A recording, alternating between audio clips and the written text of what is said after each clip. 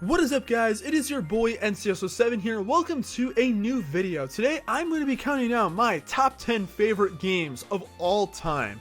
Keep in mind this is opinion based, so if your favorite game isn't on here, I either haven't played it yet or I don't think it's good enough to be on this list. Number 2, this isn't necessarily like a ranked kind of list. So for example, the number 5 game is not a game I like more than that of the number 6, because honestly, choosing these 10 games was really not that easy, and ranking the games, it's damn near impossible because of how different they are. So I am just going to be like listing off the 10 favorite games, though the last game that is my number 1 game is actually my favorite game of all time, so there is that. But with that all being said, let's just go right into it.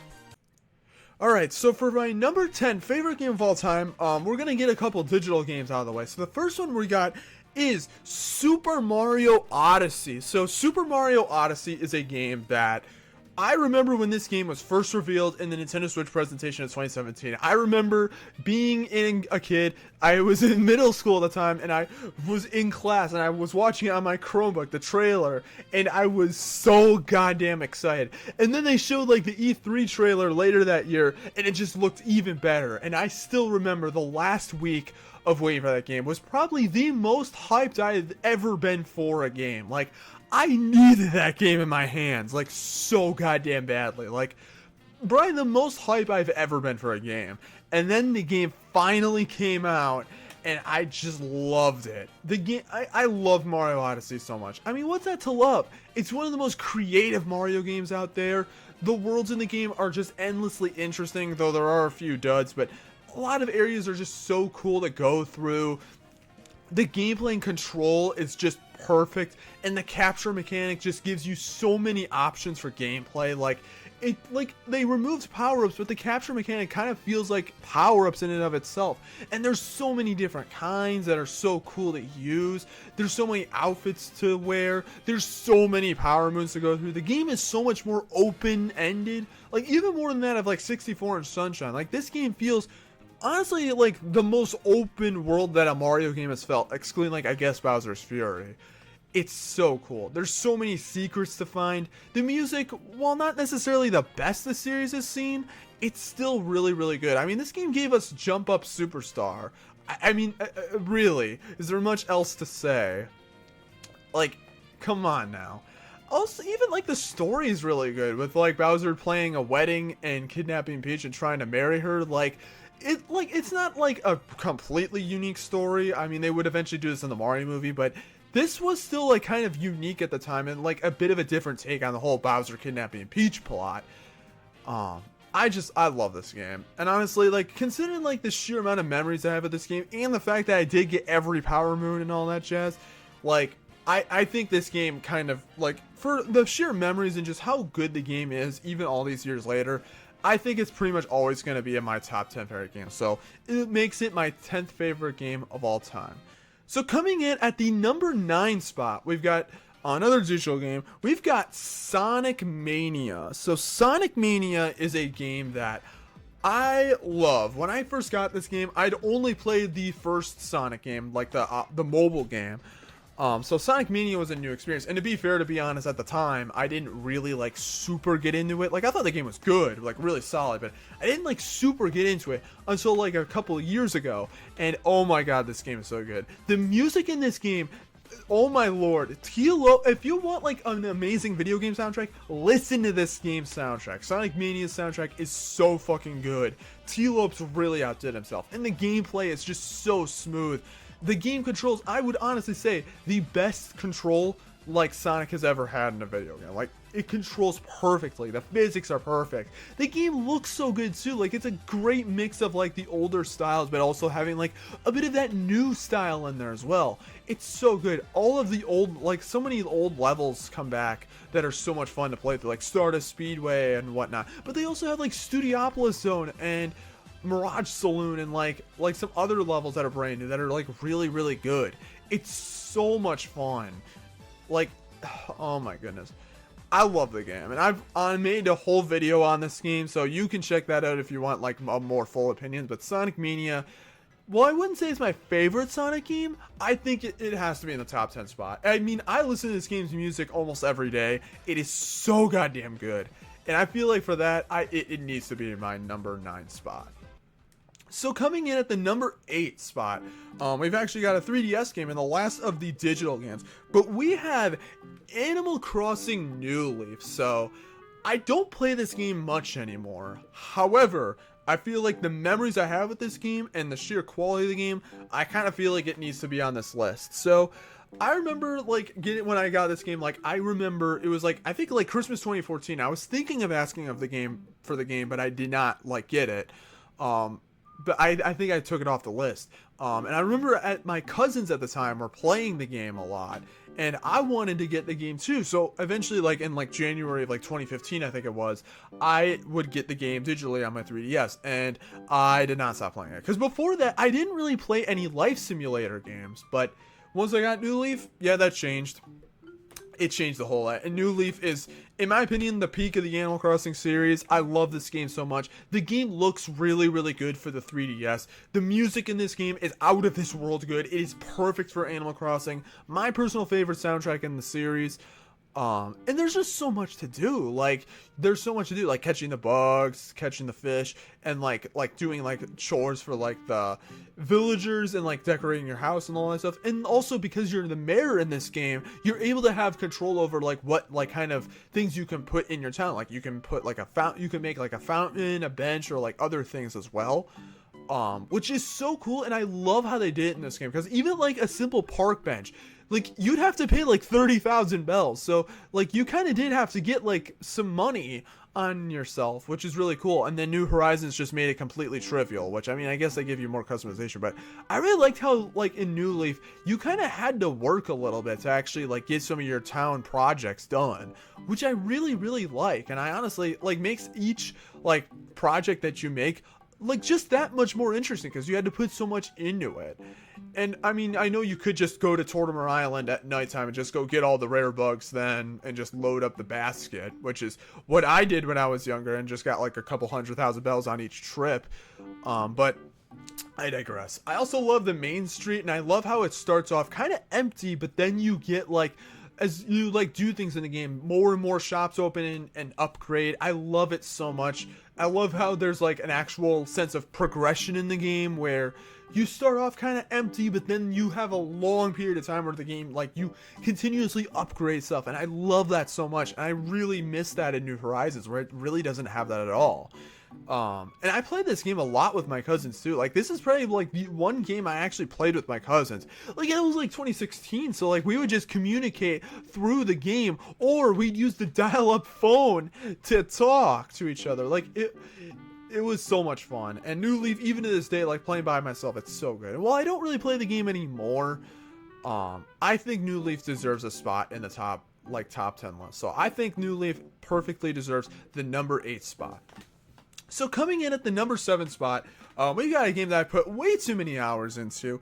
It is The Legend of Zelda: Tears of the Kingdom. This game, I remember when this game was first revealed, and I was very, very excited for it. I think I beat Breath of the Wild right around the time they revealed this. And I remember waiting all those years for the game to come out. And I remember I was excited for the game, don't get me wrong, but like once I was getting closer to release, I wasn't really doing stuff. Like, I never even watched like the third final trailer that Nintendo put up on YouTube. Like, I didn't even watch that, because I was like, well, I'm gonna get the game anyway, so it's like, you know, I'll just kind of just like, I don't need to watch it. And I remember I got the game and then I played it, and oh my lord, this might be this is my favorite Zelda game of all time.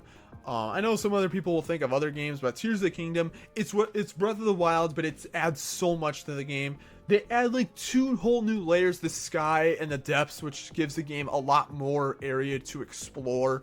The new mechanics you have in this game, like the fuse ability to make like weapons way more easily, the Ultra Hand where you can build contraptions and just do some really cool stuff like that.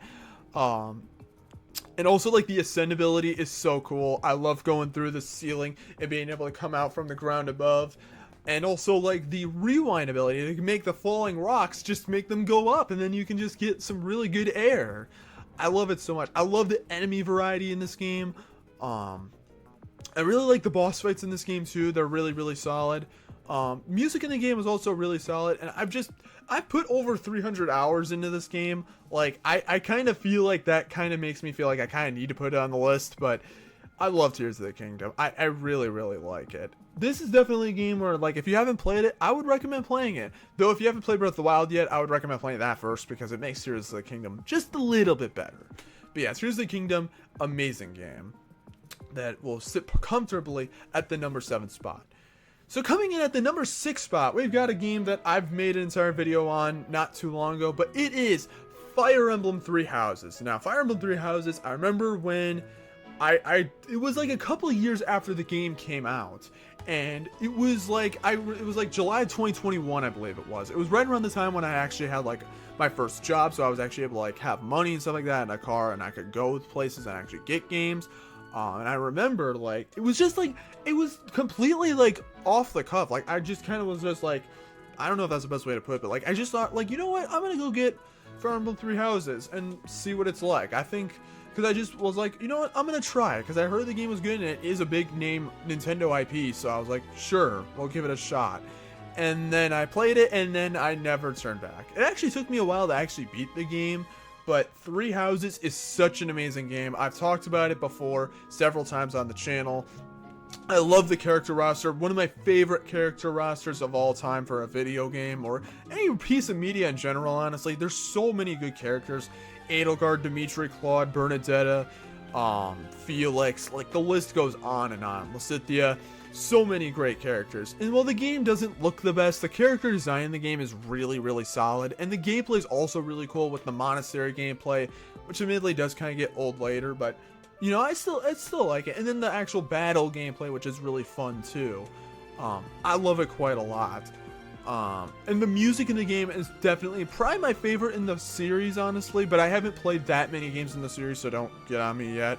But I love the music in Three Houses. It's really, really good. And the game's story and the lore is really, really interesting. And while, yes, I do feel like the game is a little too complicated for its own good, I do think that the game is real. It's a very interesting game. It's the kind of game that even after all these years, people still have conversations about. Like, it really does have that kind of staying power that other games in the series don't quite have. And considering this, and while I have wavered on whether or not this is my favorite game, I do feel like I gotta kind of look at it and be like, it's the most interesting Fire Emblem game I've played, and I think for that alone, it deserves a spot on the list, making it my number 6th game on the list. Moving on to the number 5 spot. Now, I'm gonna be honest, I love the Insomniac Spider-Man games. Well, okay, Spider-Man 2 is kind of a bit of the weak link, but I love the Insomniac Spider-Man games. So, which one am I gonna choose for the list? Spider-Man PS4 or Miles Morales?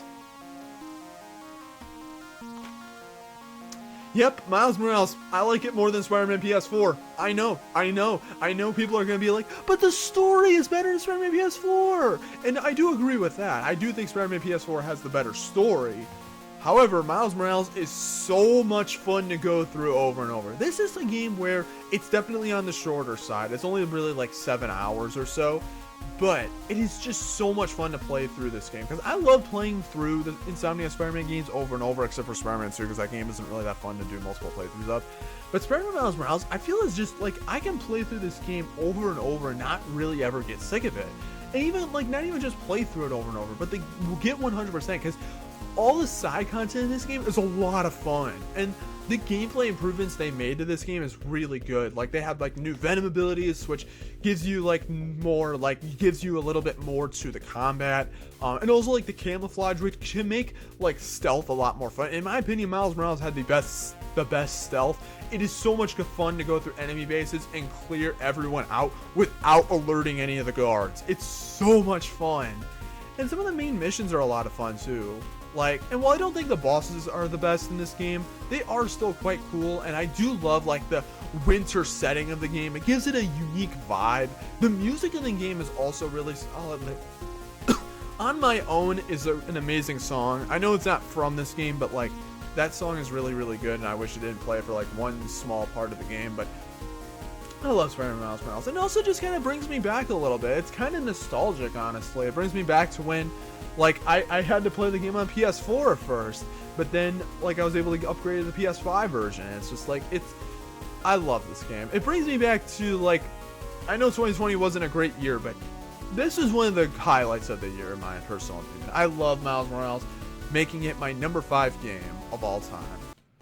So for the number 4 spot, I mean, I kind of have to do it. It's my favorite puzzle game. Bring it in, Puyo Puyo Tetris 2. I love this game so much. This was the game, it wasn't my first Puyo game, but it was the first Puyo Puyo game that I really got into. I remember it was right when I was getting the PS5. It was like a couple weeks after I got the system. I wanted to get some more games for it, and this was one game that I kind of wanted to try. And I bought the game, and then I kind of just started playing it, and I never went back. Like, it is such a fun game. The game looks really, really good. Puyo Puyo just has a great art style in general. But and the gameplay is really good because it has Puyo Puyo and Tetris, which, I mean, I think are really, really solid. But what I love a lot about this game are its characters and the story. And while the story of the game isn't really that great, the characters bring it together. Ringo, Arl, Amity. There's so many good characters in this game. I love it so much. I love the characters so much in this game. And the music isn't the best the series has seen, but there are some good songs in here regardless. And it's just a fun game to pop in. Like, it's a very good comfort game to play. Honestly, I don't really have much else to say about it. I think the game is just really, really solid. And I think that if you're a puzzle game fan and you haven't played it, you need to play it. Just play it. Like, seriously, it's such a good game. And you can usually get it on sale, too, for pretty cheap. So, Puyo Puyo Tetris 2? Well, I can't say a whole lot about it. I love Puyo Puyo Tetris 2, making it my number 4 game of all time. So moving on to the number 3 game, I also gotta say something. I love the Luigi's Mansion games. I love all the games in the series except for the 3DS remake. I don't care for that one. But Luigi's Mansion is so much fun, and it was very hard to decide from which of the 3 games I like the most. But I have decided I am going to go with the classic GameCube game. I love the original Luigi's Mansion for a very similar reason that I like Miles Morales. Because I can play through this game over and over and over and never get sick of it. I actually just played through the game once again, just a few days ago, and it's just such a fun game. Of course, Luigi's Mansion 1 is so recognizable because of its unique atmosphere. It has a much, creepier vibe to the game. It has portrait ghosts and, the big mansion that's a lot more interesting to go through. Not trying to diss the other games, because I love those a lot, but Luigi's Mansion 1 just has a unique vibe to it that makes it different from other Mario games. And I also just think that the gameplay is a lot of fun. And I think the game looks really good for the GameCube. The music, well, there's not a lot of music in the game. It's classic. Honestly, and while the game doesn't really have much content besides the main game itself, I think, honestly, Luigi's Mansion is just such a unique game, and it's such an interesting game, too. Whether it's, the development of the game, or, the unused content, or, some of the strange oddities in the game itself, or, the gameplay and stuff like that, I don't feel like I'll ever get sick of Luigi's Mansion 1. It's such a fun game. One of the best games Nintendo's ever made, in my opinion. It's just amazing. Honestly, I want this game on my Switch so badly. Please do it, Nintendo. Please. You put Luigi's Mansion Dark Moon on the Switch. Please put Luigi's Mansion 1 HD on, the Switch or the Switch 2 or whatever. Please do it. Please. But yeah, Luigi's Mansion is my 3rd favorite game of all time. I love it so much.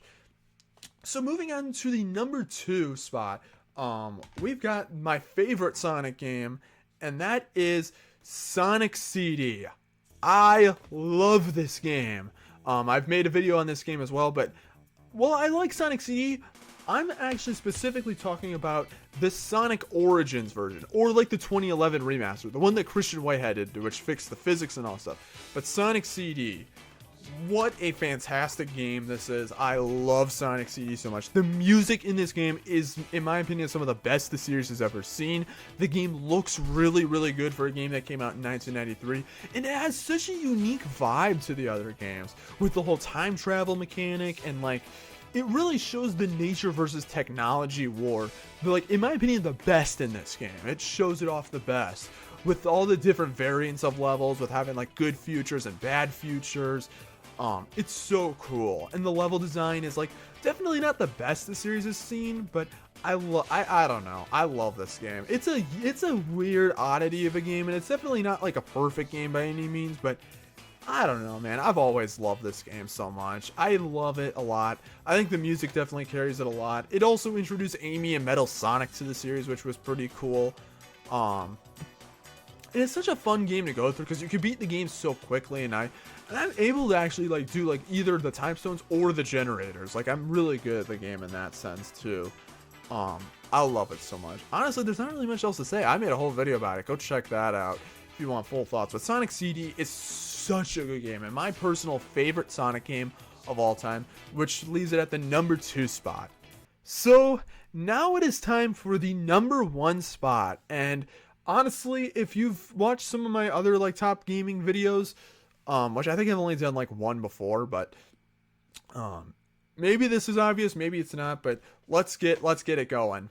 We got Persona 5 Royal, and I got the Steelbook edition right here. And I also got the game on Switch as well, but Persona 5 Royal is my favorite game of all time. I love this game. Persona 5 was already a game that I loved quite a lot. It was what made me buy a PS4. And then when they announced like Royal, it's like obviously I wanted to play it, and it just improves on everything that Persona 5 did. It improved the gameplay.